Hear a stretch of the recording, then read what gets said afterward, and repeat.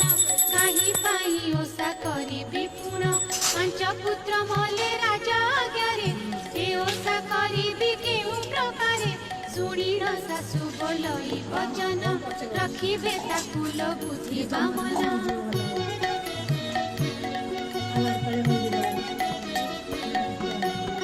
मत शुणी ओसा विधि कले कुठी रे बसी हुड़ हुड़ी देले बुझिबा मन को लागी कर